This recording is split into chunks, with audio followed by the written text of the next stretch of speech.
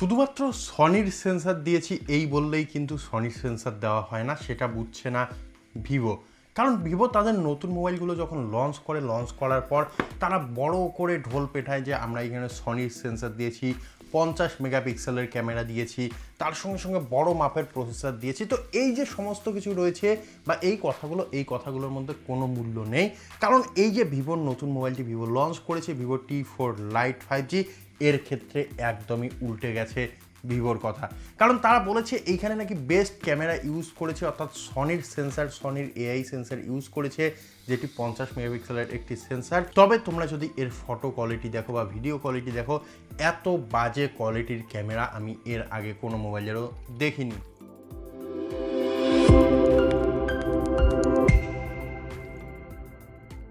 তো যাই হোক, আজকে আমরা আনবক্সিং করতে চলেছি ভিভোর নতুন লঞ্চ হওয়া mobile Vivo T4 Lite 5G। এই মোবাইলটির আজকে আনবক্সিং হবে, তার সঙ্গে সঙ্গে তোমরা যারা এই মোবাইলটি পারচেস করতে চাও তাদের জন্য এই মোবাইলটির রিভিউ হবে। অর্থাৎ এক কথায় তোমরা যারা মোবাইলটি নিতে চাও, এই মোবাইলটি তোমাদের জন্য পারফেক্ট কিনা, অর্থাৎ এই মোবাইলটি যদি তোমরা কেনো ভবিষ্যতে পস্তাবে কিনা, সেই ব্যাপার নিয়ে আলোচনা হবে। তাই মোবাইল কেনার আগে অবশ্যই ভিডিওটি দেখতে হবে। এই মোবাইলটি কিন্তু 10,000 টাকার মধ্যেও তোমরা পেয়ে যাবে। এর যে 4GB 128GB ভেরিয়েন্ট রয়েছে সেই ভেরিয়েন্টটি, তবে এইখানে আমাদের কাছে 8GB 256GB ভেরিয়েন্টটি রয়েছে এবং যার দাম নিয়েছে 13,000 টাকা। তো যাই হোক, এই মোবাইলটি অবশ্যই ভ্যালু ফর মানি এখন পর্যন্ত আমি যা চেক করেছি তাদের নয়। তারপরে এর যে স্পেসিফিকেশন রয়েছে, তার সঙ্গে সঙ্গে এর যে ডিটেলস রয়েছে, সমস্ত কিছু আলোচনা করব। তাই সবার প্রথমে আমরা মোবাইলটিকে আনবক্স করে নেব। তো এইখানে একটি চাকু রয়েছে, এইভাবে আমরা সবার প্রথমে এইখানে আনবক্স করব। এইখানে যে সিলটি রয়েছে, সিলটিকে ব্রেক করলাম। তার সঙ্গে সঙ্গে আরও একটি সিল রয়েছে, এই সিলটিকেও কেটে দিলাম। তো যাই হোক, এইখানে দুইটি সিল রয়েছে, সিলকে খোলার পর আমরা এইভাবে মোবাইলটিকে আনবক্স করে নিলাম।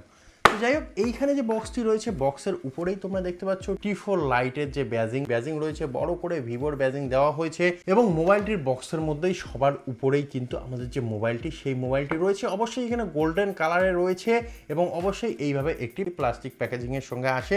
তো যাই হোক, মোবাইলটি সাইডে রাখলাম। এখন আসা যাক মোবাইলটির বক্সের মধ্যে আর কি রয়েছে।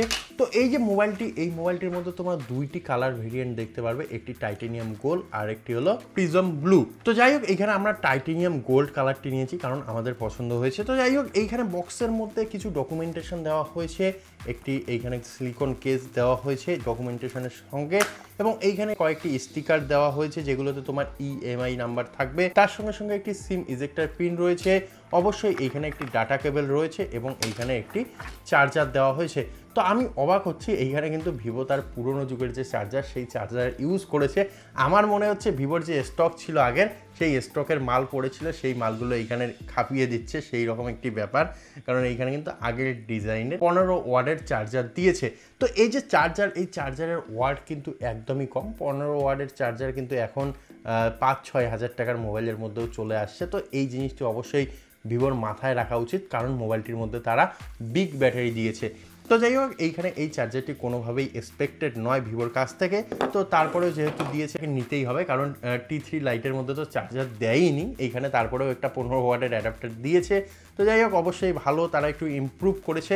তো এই সমস্ত কিছু সাইডে রাখবো, চলে আসবো মেন ডিভাইসে, মেন জিনিসে, অর্থাৎ টাইটেনিয়াম গোল্ড কালারে আমাদের কাছে আমাদের মোবাইলটি চলে এসেছে। এইখানে যে পেপারটি রয়েছে বা এখানে যে প্লাস্টিক রয়েছে, সেই প্লাস্টিক থেকে সবার প্রথমে মোবাইলটিকে আনর্যাপ করে নেব।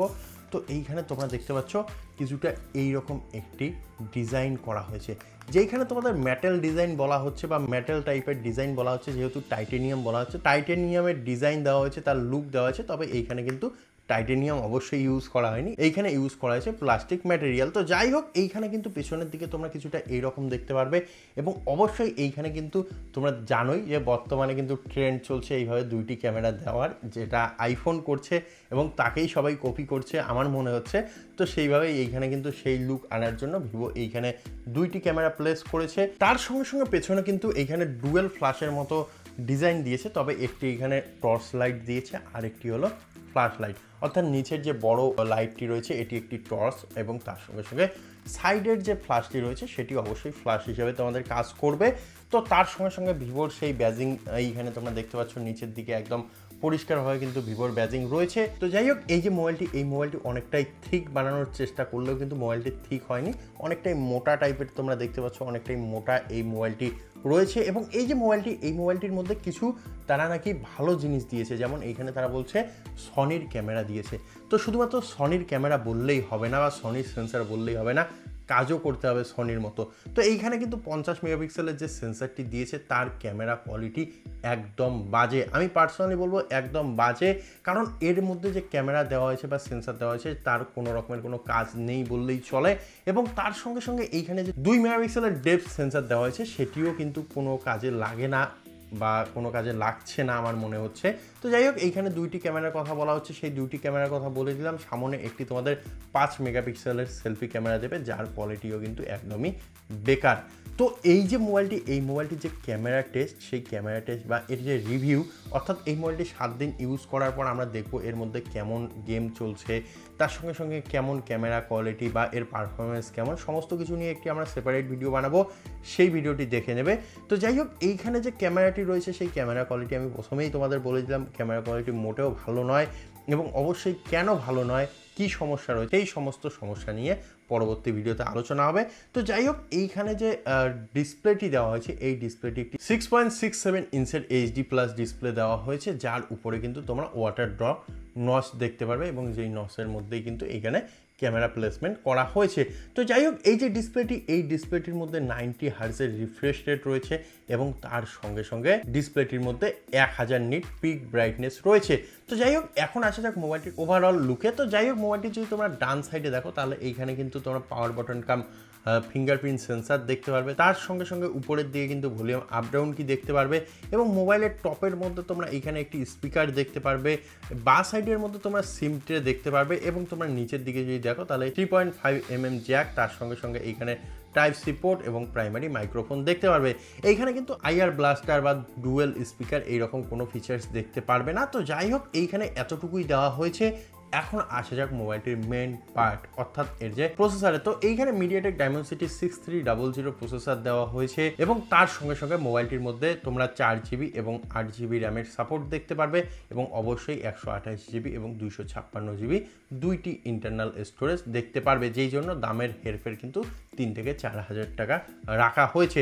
এবং তার সঙ্গে সঙ্গে মোবাইলটির মধ্যে তোমরা একটি বিগ ব্যাটারি দেখতে পারবে, অর্থাৎ 6000 mAh এর কিন্তু ব্যাটারি দেওয়া হয়েছে, যেই ব্যাটারির মাধ্যমে তোমরা সারাদিন তোমাদের মোবাইল একদম নিশ্চিন্তায় চালাতে পারবে, কোনোরূপ সমস্যা হবে না।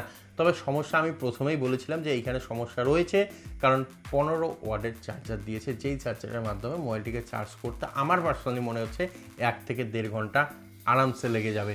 এবং অবশ্যই এই সমস্যাটি মেন সমস্যা, কারণ এত বড় মাপের ব্যাটারি দিয়েছে, এত বড় মাপের ডিসপ্লে দিয়েছে, শুধুমাত্র একটি পাওয়ার অ্যাডাপ্টার তারা 15 ওয়াটের দিয়েছে।